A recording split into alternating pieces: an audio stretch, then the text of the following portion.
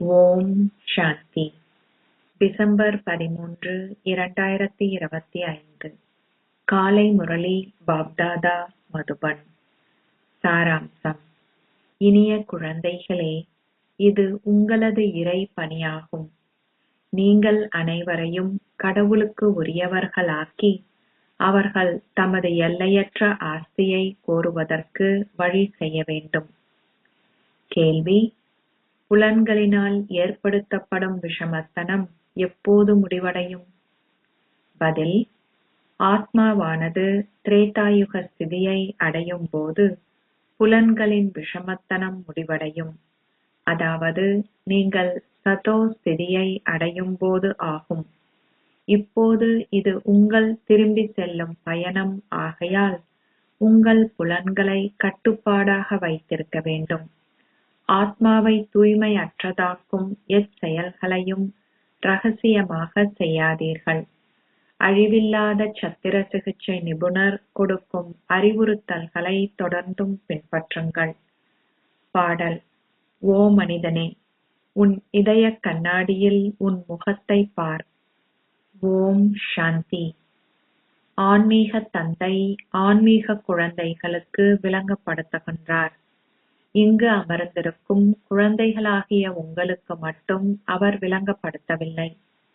தந்தை பிராமணர்களாகிய உங்களுக்கு விளங்கப்படுத்துகிறார் என்பதை பிரஜாபிதா பிரம்மாவின் வாய்வழி தோன்றல்களான ஆன்மீக குழந்தைகளாகிய நீங்கள் அறிவீர்கள்.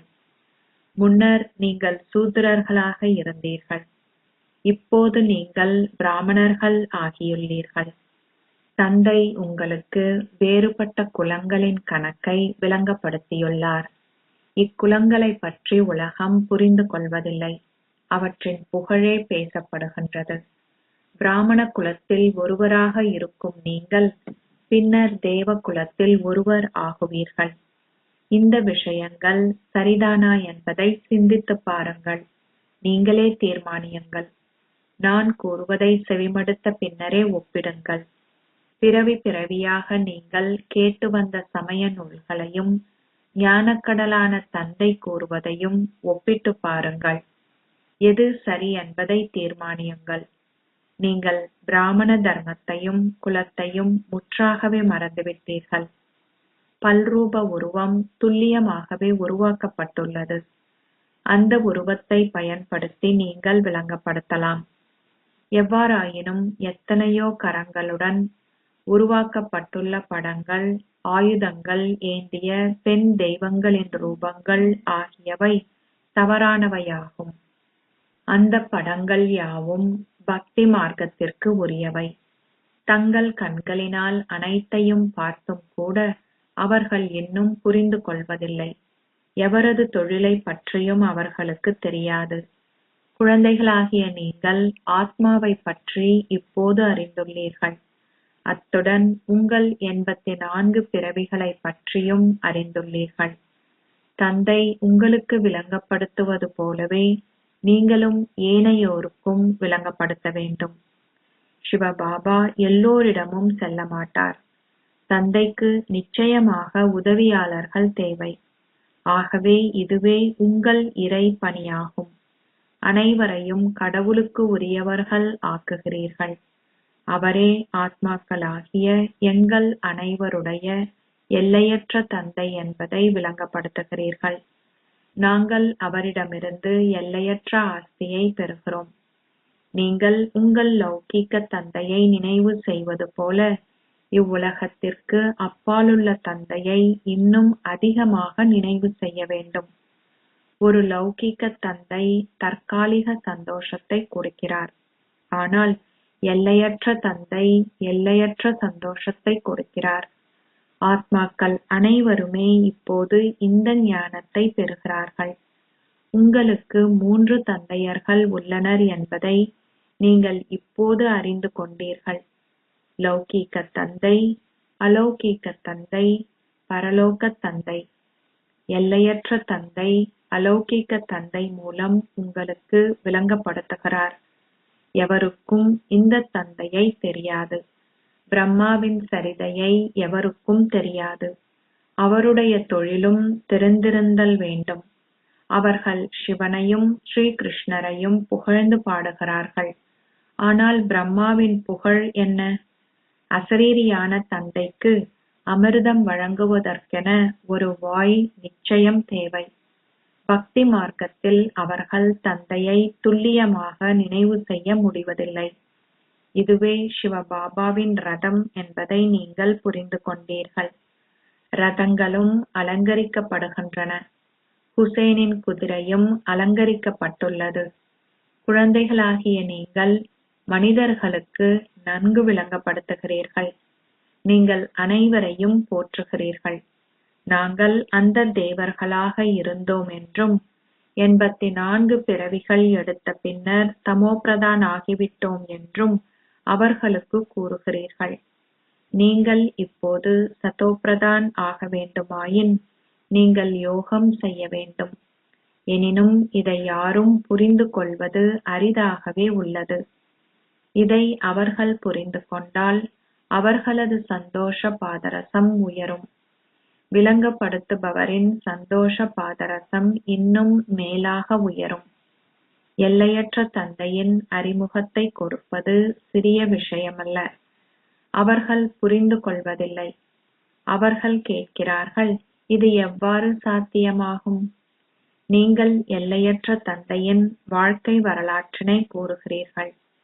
தந்தை கூறுகிறார், குழந்தைகளே, இப்போது தூய்மையாகுங்கள். நீங்கள் அழைத்ததுண்டு, ஓ தூய்மையாக்குபவரே வாருங்கள். மன்மனா பவ் என்ற பதமும் கீதையில் குறிப்பிடப்பட்டுள்ளது. ஆனால் ஒருவரும் அதன் அர்த்தத்தை புரிந்து கொள்வதில்லை. தந்தை ஆத்மா பற்றிய ஞானத்தை எவ்வளவு தெளிவாக விளங்கப்படுத்துகிறார். இந்த விஷயங்கள் எதுவும் எந்த சமய நூல்களிலேனும் குறிப்பிடப்படவில்லை. ஆத்மா ஒரு புள்ளி என்றும் நெற்றியின் மத்தியில் ஒளிருகின்ற நட்சத்திரம் என்றும் கூறப்பட்டாலும் இது எவரது புத்தியிலும் தெளிவாக இல்லை. இந்த விஷயமும் அறிந்து கொள்ளப்பட வேண்டும். கலியுகத்தில் அனைவரும் அதர்மத்தை பேணுபவர்கள். சத்திய யுகத்தில் அனைவரும் தர்மத்தை பேணுவார்கள். பக்தி மார்க்கத்தை பின்பற்றுபவர்கள் அவை எல்லாம் கடவுளை சந்திப்பதற்கான வழிகள் என நம்புகிறார்கள். இதனாலேயே மக்கள் இங்கு வருவதன் நோக்கம் பற்றி படிவங்களில் பூர்த்தி செய்யுமாறு நீங்கள் கேட்கின்றீர்கள். இவ்வாறாக நீங்கள் எல்லையற்ற தந்தையின் அறிமுகத்தை கொடுக்க வேண்டும். அவர்களிடம் வினவுங்கள், ஆத்மாக்களின் தந்தை யார்? நீங்கள் அவரை சர்வவியாபி என்று கூறுவீர்களாயின் அதில் அர்த்தமில்லை. முக்கியமான விஷயம், அனைவரதும் தந்தை யார்? நீங்கள் உங்கள் வீட்டு அங்கத்தவருக்கும் கூட விளங்கப்படுத்தலாம். விருட்சம், ஏணி, திருமூர்த்தி போன்ற ஓரிரு முக்கியமான படங்களை வைத்திருக்க வேண்டியது அவசியம். விருட்ச படத்திலிருந்து ஏனைய சமயத்தவர்கள் தங்கள் சமயம் எப்போது ஸ்தாபிக்கப்பட்டது என்பதை புரிந்து கொள்ள முடியும். இதன் அடிப்படையில் நாங்கள் ஸ்வர்க்கத்திற்கு செல்ல முடியும். பின்னர் வருபவர்களால் ஸ்வர்க்கத்திற்கு செல்ல முடியாது. ஆனால் அமைதி தாமத்திற்கு செல்வார்கள். விருட்சத்தின் படத்தை பயன்படுத்தி பல விஷயங்களை தெளிவுபடுத்திக் கொள்ளலாம். தாமதமாக தோன்றும் சமயங்களை சேர்ந்த ஆத்மாக்கள் நிச்சயமாக மேலே சென்று அங்கு தங்குவார்கள். அத்திவாரம் முழுவதுமே உங்கள் புத்தியில் உள்ளது. தந்தை கூறுகிறார், ஆதி சனாதன தேவி தேவதா தர்மத்தின் நாற்று நாட்டப்படுகின்றது. ஆனால் நீங்களும் இலைகளை உருவாக்க வேண்டும். இலைகள் இல்லையேல் விருட்சமே இல்லை. ஆகையாலேயே ஏனையோரையும் எங்களைப் போல் ஆக்க முயற்சி செய்வதற்கு பாபா எங்களை தூண்டுகின்றார். ஏனைய சமயத்தவர்கள் இலைகளை உருவாக்க வேண்டியதில்லை. அவர்கள் மேலே இருந்து வந்து அத்திவாரத்தை இடுகிறார்கள். அதைத் தொடர்ந்து இலைகள், ஆத்மாக்கள் மேலிருந்து தொடர்ந்து வருகிறார்கள். இந்த விருட்சத்தை வளர செய்வதற்காகவே நீங்கள் கண்காட்சிகளை நடத்துகின்றீர்கள். இவ்வாறாக இலைகள் தோன்றுகின்றன. பின்னர் ஒரு புயல் வரும்போது அவை உதிர்ந்து போகின்றன அல்லது வாடிவிடுகின்றன. ஆதி சனாதன தேவி தேவதா தர்மம் ஸ்தாபிக்கப்படுகிறது. இதில் சண்டையிடுதல் என்ற கேள்விக்கே இடமில்லை. நீங்கள் தந்தையை நினைவு செய்து கொண்டு ஏனையோரையும் அவரை நினைவு செய்யும்படி தூண்ட வேண்டும். படைப்பை பற்றி அனைத்தையும் மறக்கும்படி நீங்கள் அனைவருக்கும் கூற வேண்டும். ஏனெனில் நீங்கள் படைப்பிடமிருந்து உங்கள் ஆஸ்தியை கோர முடியாது. படைப்பவரான தந்தையை மட்டுமே நினைவு செய்ய வேண்டும், வேறு எவரையும் அல்ல. இந்த ஞானத்தையும் பெற்று தந்தைக்கும் உரியவரான பின்னர் நீங்கள் பாவச் செயல்கள் புரிந்தால் உங்கள் தலை மீது பெருமளவு சுமை சேகரிக்கப்படுகிறது. உங்களை தூய்மையாக்கவே தந்தை வந்துள்ளார். எவ்வாறாயினும் நீங்கள் அத்தகைய செயல்கள் எதையேனும் புரிந்தால் இன்னும் அதிகமாக தூய்மையற்றவர் ஆகிவிடுவீர்கள். அதனாலேயே பாபா கூறுகிறார், நஷ்டத்தை ஏற்படுத்தக்கூடிய எந்த செயலையும் செய்யாதீர்கள். அதனால் தந்தையும் அவமதிக்கப்படுகின்றார். உங்கள் பாவக் கணக்கு அதிகரிக்கும் வகையில் எந்த செயலையும் செய்யாதீர்கள். முன்னெச்சரிக்கை எடுக்கப்பட வேண்டும். மருந்தை உட்கொள்ளும் போதும் முன்னெச்சரிக்கையுடன் நடந்து கொள்ள வேண்டும். புளிப்பான பண்டங்கள் எதனையும் நீங்கள் உட்கொள்ளக்கூடாது என உங்கள் வைத்தியர் கூறினால் நீங்கள் அதனை கருத்தில் கொள்ளவே வேண்டும். உங்கள் புலனாங்கங்களை உங்கள் கட்டுப்பாட்டினுள் வைத்திருக்கவே வேண்டும். நீங்கள் ரகசியமாக எதனையும் உண்டால் மருந்தின் பயன்பாடு இல்லாமல் போய்விடும்.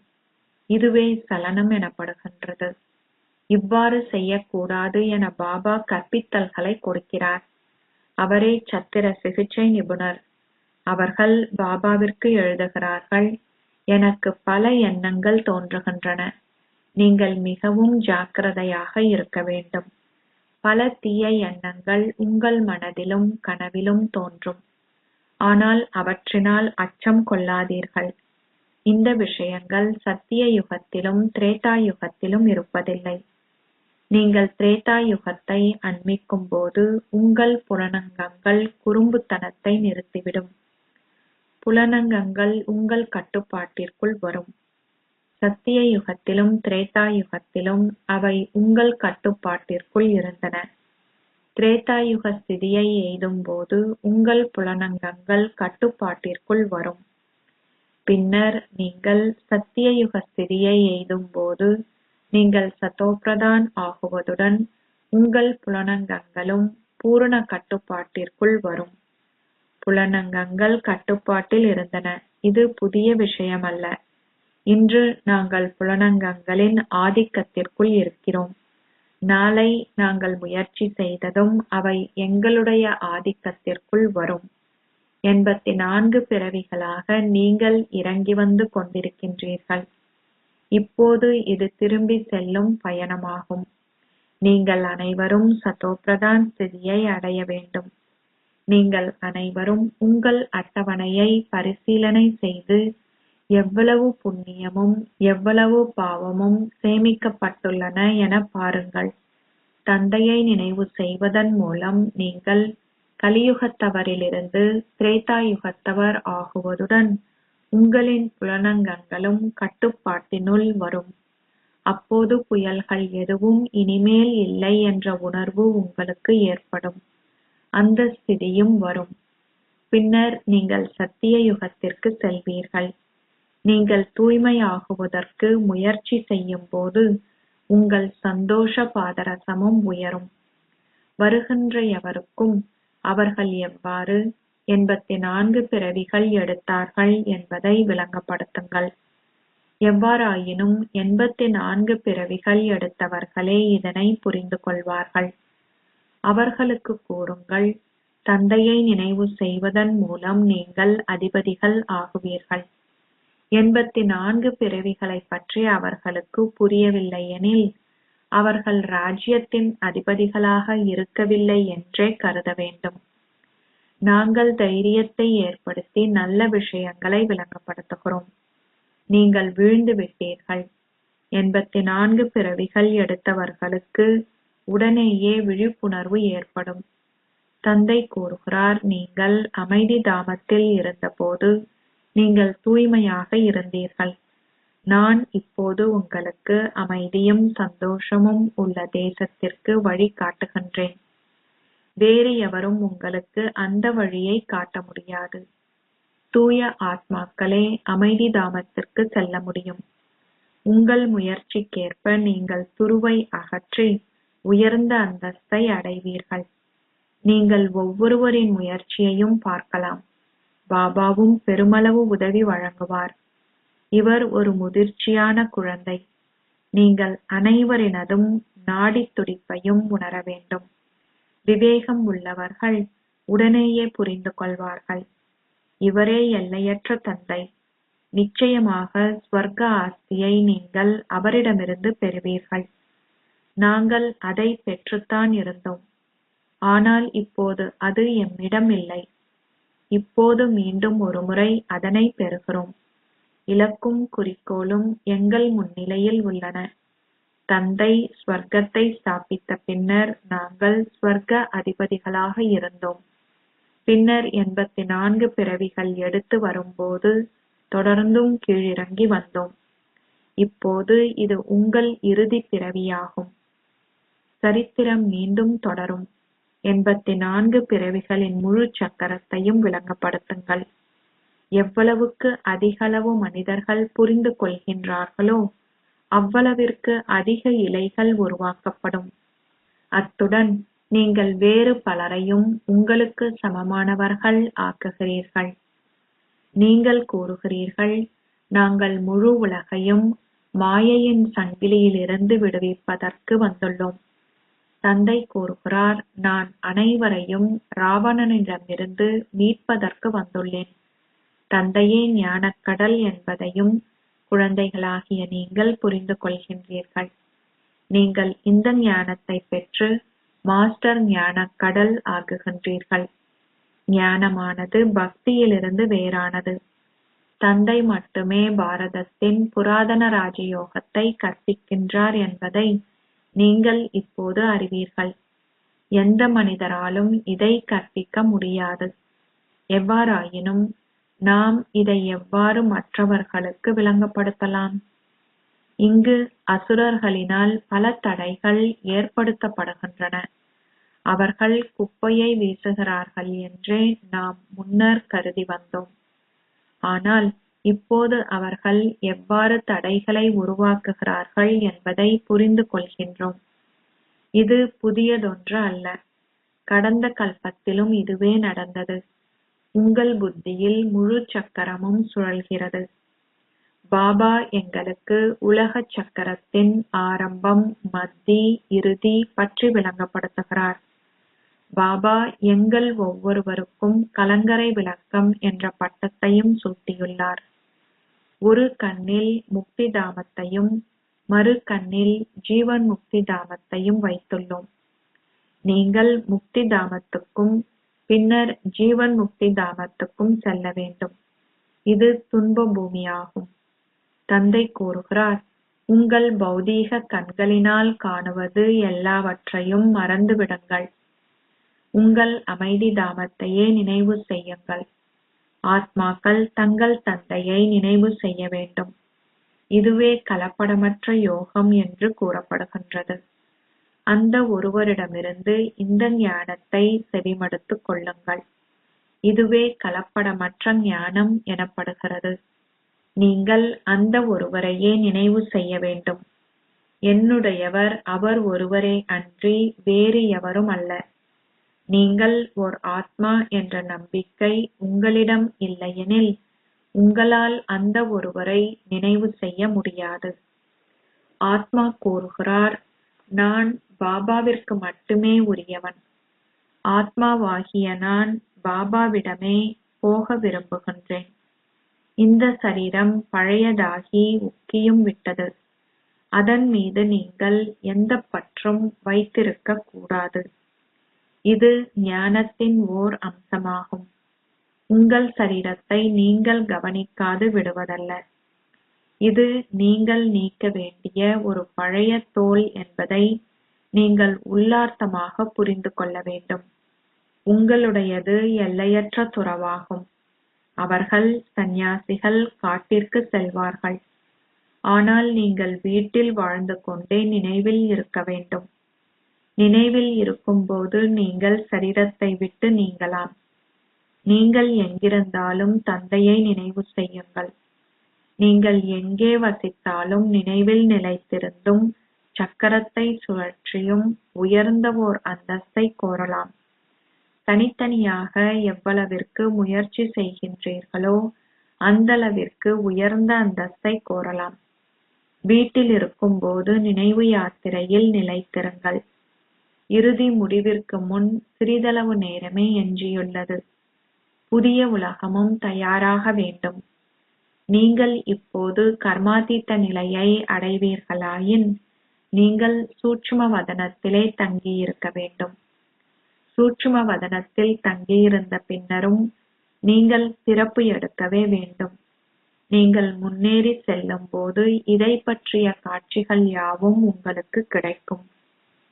அச்சா, இனிமையிலும் இனிமையான அன்புக்குரிய எப்போதோ தொலைந்து இப்போது கண்டுபிடிக்கப்பட்டிருக்கும் குழந்தைகளுக்கு உங்கள் தாய் தந்தையாக இருக்கும் பாப் தாதாவின் அன்பும் நினைவுகளும் காலை வந்தனங்களும். ஆன்மீக தந்தை ஆன்மீக குழந்தைகளுக்கு நமஸ்தே சொல்கிறார். ஆன்மீக குழந்தைகள் ஆன்மீக தந்தைக்கு நமஸ்தே சொல்கின்றனர். தாரணைக்கான சாராம்சம். 1. ஒரேயொரு தந்தை கூறுவதை மாத்திரமே செவிமடுங்கள். ஒரேயொருவரின் கலப்படமற்ற நினைவில் நிலைத்திருங்கள். உங்கள் சரீரத்தின் மீது பற்று வைக்காது, ஆனால் அதனை கவனமாக பராமரியுங்கள். 2. தந்தை கொடுத்துள்ள சகல முன்னெச்சரிக்கைகளையும் முற்றாக பின்பற்றுங்கள். தந்தையை இழிவுபடுத்துவதால் ஒரு பாவக்கணக்கை ஏற்படுத்தக்கூடிய செயலையும் செய்யாதீர்கள். உங்களுக்கே ஓர் இழப்பை ஏற்படுத்திக் கொள்ளாதீர்கள். ஆசீர்வாதம். மூவகையான சேவையிலும் ஒரு சமநிலையை கொண்டிருப்பதன் மூலம் நீங்கள் தெய்வீக குணங்களின் ஸ்வரூபமாகி சகல தெய்வீக குணங்களையும் அனுபவம் செய்வீர்களாக. சதா தமது ஒவ்வொரு எண்ணத்தினாலும் வார்த்தையாலும் செயலாலும் மும்முரமாக சேவை செய்கின்ற குழந்தைகள் வெற்றி ஸ்வரூபங்கள் ஆகுகின்றார்கள். அவர்கள் மூன்றிலும் சமமான மதிப்பெண்களை கொண்டிருந்து நாள் முழுவதும் அவர்கள் மூன்றிலும் சமநிலையை கொண்டிருக்கும் போது அவர்கள் சிறப்பு சித்தி எய்துவதுடன் தெய்வீக குணங்களின் ஸ்வரூபம் ஆகுகிறார்கள். சகல தெய்வீக குணங்களின் அழகான அலங்காரம் அவர்களிலிருந்து தெளிவாக புலப்படும். தந்தையின் தெய்வீக குணங்களாலும் நீங்கள் கிரகித்த தெய்வீக குணங்களாலும் ஒருவருக்கொருவர் ஒத்துழைப்பை கொடுப்பதே தெய்வீக குணங்களின் ஸ்வரூபம் ஆகுதல் எனப்படுகின்றது. ஏனெனில் தெய்வீக குணங்களின் தானமே மகாதானமாகும். ஸ்லோகம். உங்களின் நம்பிக்கையின் அத்திவாரம் பலமாக இருக்கும்போது நீங்கள் இயல்பாகவே மேன்மையான வாழ்வை அனுபவம் செய்வீர்கள். அவ்யக்த சமிக்கை. இப்பொழுது முழுமையாகவும் கர்மாதீதாகவும் ஆகுகின்ற ஆழமான அக்கறையை கொண்டிருங்கள். உங்களுடைய கடந்த கால கர்ம கணக்கின் விளைவாக நீங்கள் சரீர நோயை அல்லது பிறரின் ஏதாவது சமஸ்காரங்களினால் ஏற்படும் சமஸ்கார முரண்பாட்டையோ கொண்டிருக்க முடியும். கர்மாதீத் ஆகுவதற்கு கர்ம வேதனையின் ஆதிக்கத்திற்கு உள்ளாகாதீர்கள். ஆனால் ஓர் அதிபதியாக உங்கள் கணக்குகளை தீர்த்து கொள்ளுங்கள். ஒரு கர்ம யோகியாக இருப்பதன் மூலம் கர்ம வேதனையை தீர்ப்பது கர்மாதீத் ஆகுவதற்கான அடையாளமாகும். ஒரு கணம் ஒரு கர்ம யோகியாக இருப்பதை பயிற்சி செய்யுங்கள். மறுகணம் கர்மாதீத் ஸ்திதியை கொண்டிருங்கள். ஓம் சாந்தி.